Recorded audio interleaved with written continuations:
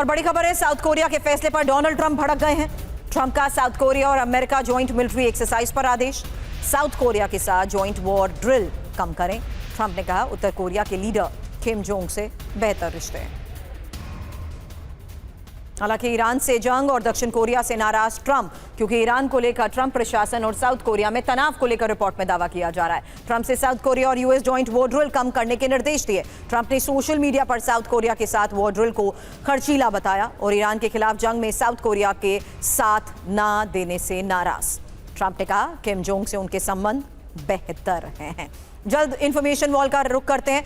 मित्र देशों के और साथ ट्रंप के बदलते रिश्तों की ही एक एक इंफॉर्मेशन अब आपके सामने, और उसके बाद प्रोफेसर अमिताभ सवाल आपसे, क्योंकि यहां साउथ कोरिया ईरान जंग में साथ ना देने पर ज्वाइंट ड्रिल कम करने का आदेश दे दिया गया है। इसके मतलब मायने जरूर समझाइएगा सर, क्योंकि जापान और ऑस्ट्रेलिया की अगर बात करें तो ईरान युद्ध में सहयोग ना करने पर आलोचना की जा चुकी है, जबकि डेनमार्क भी इस फेरिस्त का इसलिए हिस्सा है क्योंकि डेनमार्क की जहां तक बात करें तो ग्रीनलैंड पर नियंत्रण और अधिकार की धमकी दी गई है।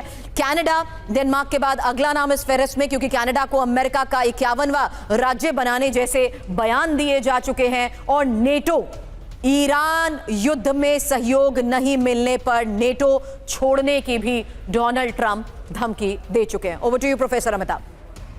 देखिए, अगर इस पूरे वॉर के कोर्स में देखें किसने अमेरिका को सपोर्ट किया, किसने नहीं किया, तो यूरोपियन यूनियन और जितने भी डेवलप्ड इकोनॉमिक स्टेट्स हैं जैसे जापान, कोरिया, ऑस्ट्रेलिया, न्यूजीलैंड, उन्होंने इनका मुखर आप ये कहें खुलकर सपोर्ट नहीं किया अमेरिका का, लेकिन वो इस बात को ओपोज भी नहीं करते हैं।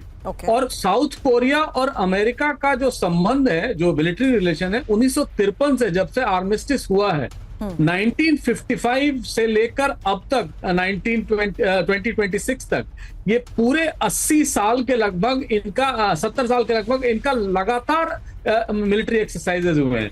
सिर्फ ये कह देना कि इसमें खर्च बहुत होता है, तो खर्च तो मिलिट्री एक्सरसाइजेज में होता ही, उसको आप अवॉइड नहीं कर सकता। और ये कह देना कि नॉर्थ कोरिया से उनके संबंध बड़े अच्छे हैं, ये भी गलत होगा, क्योंकि नॉर्थ कोरिया हमेशा टारगेट करता रहा है जापान को, और जितने भी इनके गुआम आइलैंड्स हैं वहां तक वो न्यूक्लियर मिसाइल फेंकने की तैयारी में रहता है। तो कई बार ट्रंप साहब ने जो जितनी दोस्तियां की हैं उससे ज्यादा दुश्मनियां की हैं, लेकिन ये भी है कि पूरी तरह से डेवलप्ड वर्ल्ड, खासकर यूरोप और डेवलपिंग एशिया, इनके साथ आज खड़ा नहीं है। अंडरस्टूड सर, लेकिन सवाल यही है कि स्ट्रैटेजिक पार्टनर होते हुए भी अमेरिका के खिलाफ ये रुख, आगे क्या इसका असर हो सकता है। लेकिन अब आगे बढ़ेंगे और अगली खबर है जहां आपको दिखाते हैं किस तरीके से 1400 ड्रोन से हमला और बदले का काउंटडाउन, क्योंकि खबर है पूरे यूक्रेन में हाई अलर्ट। खबर है रूस के हमले के काउंटडाउन को लेकर, खबर है यूक्रेन पर 1478 ड्रोन से हमले को लेकर, और मॉस्को भी दहल रहा है। अब फिलहाल पूरे यूक्रेन में रूस के विध्वंसक हमलों की एक एक जानकारी आपके सामने, जहां रूस पर 1478 ड्रोन से हमला और दहला मॉस्को। इसके अलावा आपको यह बता दें कि लगातार हो रहे हमलों के बीच खबर है कीव में यूक्रेनी एयर डिफेंस ने मोर्चा संभाला हुआ है। कीव पर रूस के विध्वंसक हमले की आशंका है। रूस पर सबसे बड़े हमले के बाद यूक्रेन में अलर्ट है। ब्लैक सी से भी यूक्रेनी पोर्ट पर हमले का अलर्ट।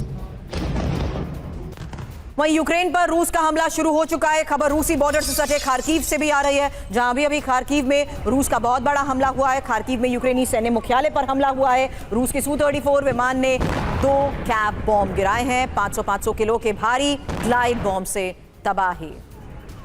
और यूक्रेन का रूस पर अब तक का सबसे बड़ा हमला, 24 घंटे में रूस पर 1478 ड्रोन से हमला। 24 घंटे में रूस में 19 लोगों के मारे जाने की भी खबर है। मॉस्को पर 600 ड्रोन से हमले की खबर। रूस के नुकसान पर द गार्डियन की रिपोर्ट में बड़े दावे किए गए हैं।